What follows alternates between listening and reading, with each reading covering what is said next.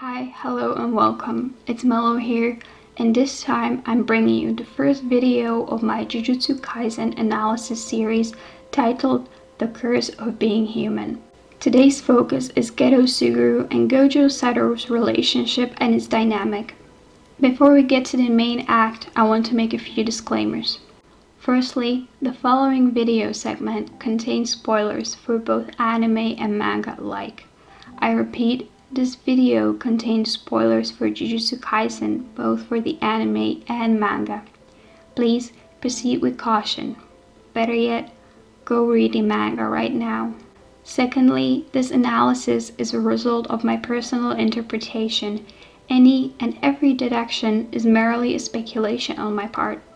Should you disagree with any point being made, I would gladly read your opinion or constructive criticism. I am by no means opposed to leading a civil discussion down in the comments. Also, to discuss Geto Suguru here today is the one and only. I'm sure manga readers know what I'm referring to. Also, number 2, if you could spend a few seconds to like, subscribe and comment, I would be much obliged. With that being said, now it's a showtime.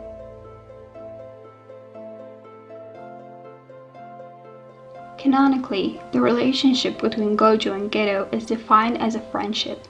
However, the depiction of this friendship does not allude to mere cordial closeness. Rather, it indicates an existence of a strong emotional bond between Gojo and Geto, a bond terribly deep and intimate. Through an analysis of their relationship, this video will argue that the bond between Gojo and Geto is a bond of love so extreme that as a result of unfortunate outer intervening circumstances, it became their curse. Appearance and personality-wise, these two are rather interesting paradoxes.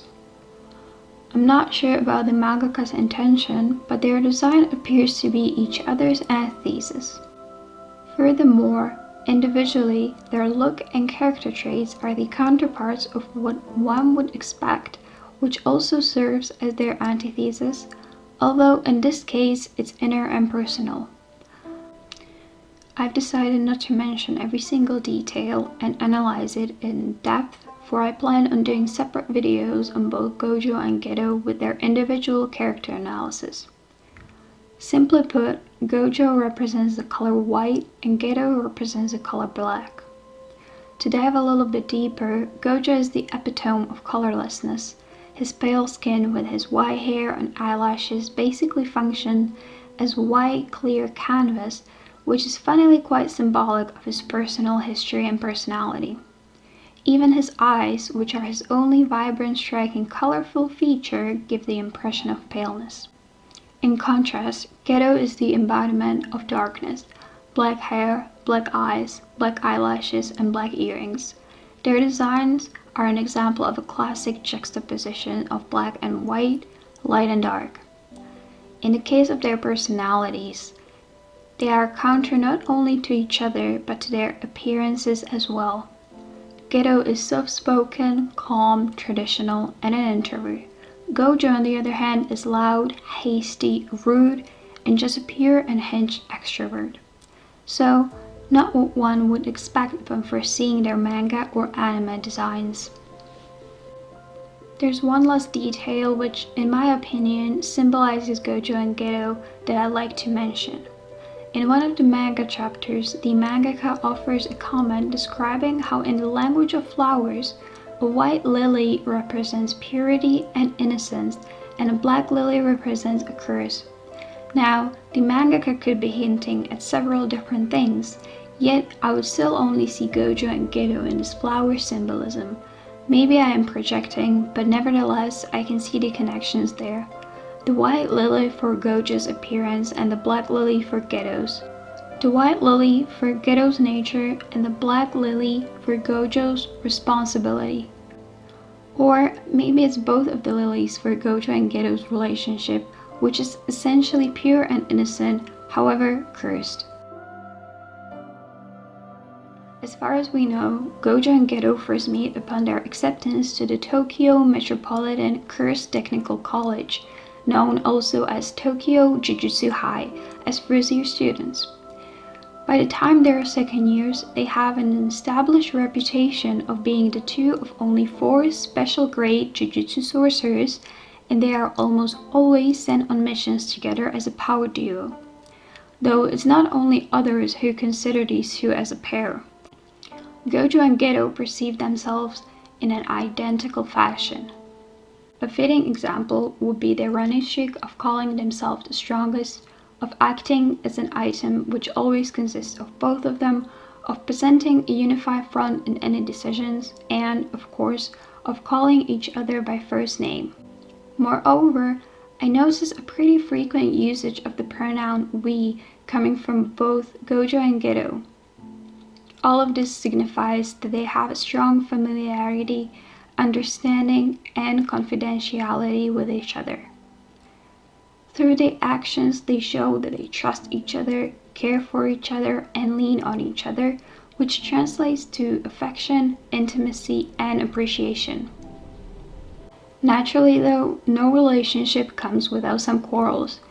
Gojo and Geto too have sometimes a difference of an opinion, and yet they are still capable of keeping their disagreements to themselves and standing unified in the face of any external interference, at least at this point of time. High school Gojo and Geto are a pair who gloat in their similarities, one very openly and vocally, the other calmly and unknowingly, and a pair who subdue each other through their differences. Sadly, their second year of high school marks the birth of not only their shared curse, but also of their own individual curses. It all begins with a mission they are assigned to. I will not go into much detail here, for the specific aspects and events of this mission are more fundamental for their separate character developments rather than for their relationships unraveling. What is imperative to mention is all the big things and all the small things which alert to the figurative bricks which begin to pile in between Gojo and Geto. During their mission, which I'll dub as the Tengen mission, Gojo and Geto directly witness the ugliness of the world of Jujutsu sorcerers. However, the ugliness which I am referring to is not all the gore expected from the curse exorcism.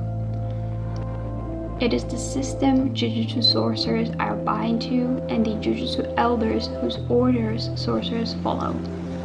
A system built on power, where the strongest reside in the middle, is nothing more than instruments for the elders on the top to use for tasks mirroring the needs of the weak, non-social citizens who are at the bottom. This system where power is paramount is also a system where power is oppressively suppressed.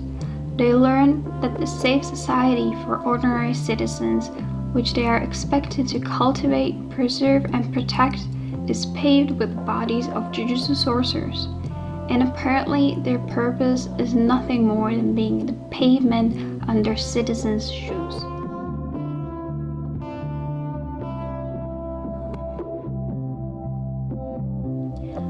Geto is shown to suffer the most by this realization. Geto, who unlike Gojo's brazen disregard and disapproval of the system and elders, is depicted as someone who believes in the hierarchy and is loyal to it. This new knowledge creates a dissonance in Geto's mind and uproots his belief and moral system. For this reason, I think that the first break in the wall that comes between Gojo and Geto is laid down by Geto's hand. A year after the Tengen mission, we see Geto gradually growing distant, growing apart from Gojo due to his new alienation from the system and divergence of morality. Along with seeing Gojo's growth in power, in contrast to Geto's stagnant, conflicting state, he reaches the assumption that there is no longer any we with him and Gojo. From Gojo's perspective, we see that he notices something amiss with Geto, but doesn't sincerely reach out to him. This is when the brick wall rises to the height of their shoulders. With their power and strength unequal, Gojo no longer needs Geto's help with exercising curses, so they both get sent on missions separately, spending less and less time together. On one of these missions, Geto finally reaches his breaking point. Once again, coming face to face with the foulness of humanity, he decides that the solution for the betterment of the system and society is disposing of everyone unable to use Jujutsu. Thus, he commits his first mass murder and is expelled from Tokyo Jujutsu High.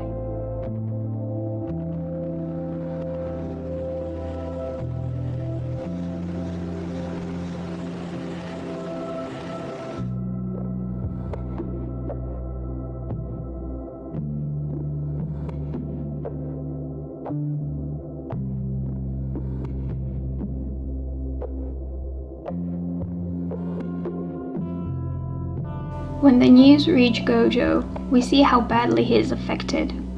Drawn with a very expressive grimace, I would bet that at the moment, Gojo is 5 seconds away from breaking apart and breaking down. After, Gojo confronts Geto. They have a conversation where Gojo tries to reason with Geto, explaining that a change, a reformation of the system through the means of killing and murder could never be achieved. He says that there is no meaning in mass killing for the purpose of a change. Gojo's statement in this conversation alludes to Geto's statement during the Tengen mission, when Gojo was the one suggesting a mass murder and Geto tamed him by saying that there is no meaning to that. Now the roles are reversed. And what's more, Geto even suggests that Gojo should kill him, saying that there would be at least meaning to his death. We see Gojo raising his hand, presumably to use Jujutsu on Geto and killing him, but in the end, at least for now, he's incapable of killing Geto. And so, Geto walks away from Gojo, the brick wall rises above their heads, and their curse officially takes hold. Concerning Gojo's inability to kill Geto, it is later hinted that he lowered his hand because they were on a populated street and Gojo wouldn't be able to use his Jujutsu technique without any citizen casualties. Personally, however, I think that he lowered his hand because of a sentiment. Seeing how his focus was on no one else than Geto, if they have been the only two people on that street, Gojo would still be unable to kill Geto. In spite of the fact that they are walking away from each other, their bond is still very much there and is by no means any weaker. As a matter of fact, with all the new emotions and feelings like heartbreak, betrayal, guilt, abandonment, and despair, the bond only gets more muddled and complicated, and as a result, it festers with a curse. Another evidence of how significant their bond is found in the dream Gojo is pursuing. I would like to believe that Gojo's dream was influenced by Geto, that Geto was the catalyst which prompted Gojo into a proactive approach towards changing the world of Jujutsu sorcerers instead of just verbally bashing its system. Passively living in a society which vanquished and forsaken Geto was no longer a possibility for Gojo, so he devoted himself to his dream. Knowing that Geto's approach will solve nothing, Gojo opts for changing the system through raising a new promising generation of Jujutsu sorcerers and making sure that no one has to ever experience what him and Geto have to. What is frustrating is that though their means to an end couldn't be more contradicting, on a fundamental level, both Gojo's and Geto's reasons for a change stem from the same belief. Both of them just want to have the option of building a family without worrying about body bags and funerals.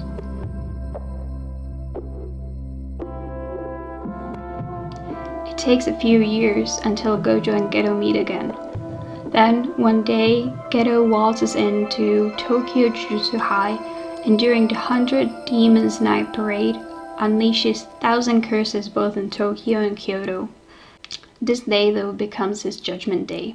After he's injured in a fight with Yuta Okotsu, and before he's able to escape, Gojo finds him to finish what he was unable to the last time. During their farewell, Geto confesses that he's at the same time so affected by and then so desensitized to the current society that he's incapable of feeling any joy or happiness or sincerely laughing from the bottom of his heart. And bless Gojo because he says one sentence and Geto genuinely laughs. During their conversation, the curse comes into play once again. When Geto tells Gojo to at least curse him in the end, Gojo chooses not to comment and remain silent, possibly because he's aware that they already have a curse of their own making, a curse of love. At one point in the story, before the 100 Demons Night Parade, Gojo reveals that by his personal theory, love is the most twisted curse of them all. And for one to have a personal theory on any issue, one has to have a personal experience on said issue. The only person who is shown to have such a strong connection to Gojo is Geto, whom he calls his best friend, his one and only. Be it familiar, affectionate, playful, or even romantic love, it was love nonetheless, and going by the indications, it was mutual. The question is, why exactly is a love curse the most twisted? Within many other stories, love is often portrayed as the ultimate power capable of overcoming any hardship. So what could possibly make it one's ultimate downfall? My personal theory, based on Yuda's curse, is that a love curse doesn't simply involve someone cursing someone else or a curse attaching itself to someone. Over and above, it involves that someone's attachment to the curse and the refusal of letting their curse go. So once again, the curse bears its teeth when Gojo kills Geto, but doesn't destroy and dispose of his body due to sentimental reasons. The existence of Geto's body even after his death becomes Gojo's one and only weakness, his Achilles heel. A year later, when the curses who are in cahoots with that someone who controls Geto's body are preparing for the war with Jujutsu sorcerers, we learn that there is a step that has to be undertaken before going full out. For them to have any chance of winning, Gojo has to be sealed into a cursed object, and to successfully seal Gojo away, a specific requirement has to be met. Gojo has to be of a 4-meter radius of the cursed object for 1 minute's worth of time inside Gojo's brain. Oh, and is this requirement met alright? The instant Gojo hears Geto's voice and sees his face after a year of believing him dead and gone forever, Gojo's brain is flooded with 3 years worth of memories of his and Geto's relationship. With his senses overwhelmed by these memories, he meets the requirement and is therefore sealed. It seems like love indeed can be one's undoing. In contrast though, it also demonstrates the gravity of their love and its unconditionality.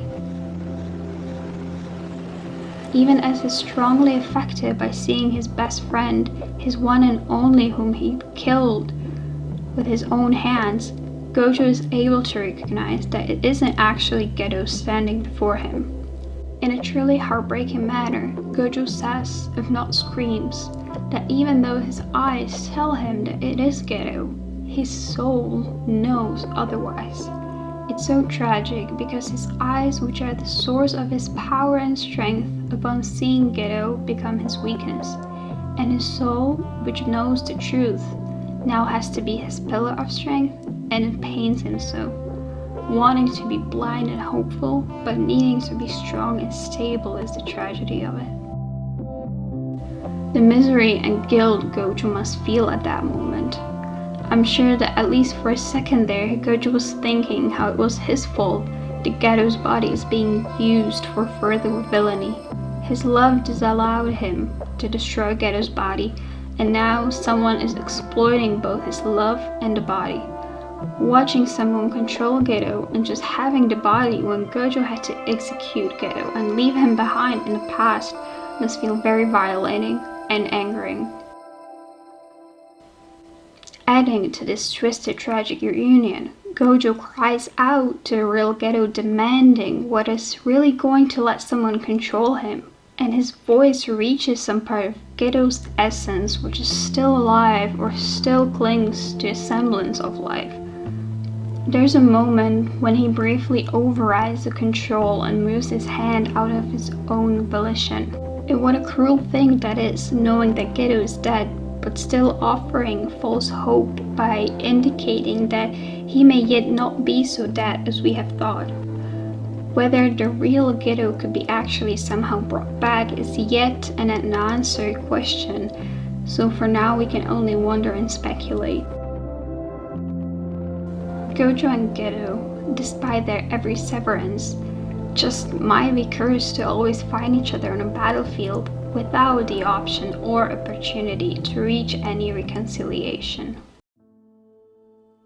Be that as it may, these are all the aspects which, when combined together, paint a pretty clear picture of what Gojo and Geto are and mean to each other, and what a twisted tragedy the curse of love is. Seeing two people who are dear to each other being torn apart by the ugly and sick system they swore to abide by, only to see how their love is again and again misused by others. What a bittersweet story Gojo and Geto's relationship portrays. We'll see what the future manga chapters have in store for them, what will happen to their relationship, how it will further be shaped, and what direction it will take. I really don't want to get my hopes up and believe that they will somehow get their happy ending where both of them are alive, but I wish they will at least get a satisfying closure.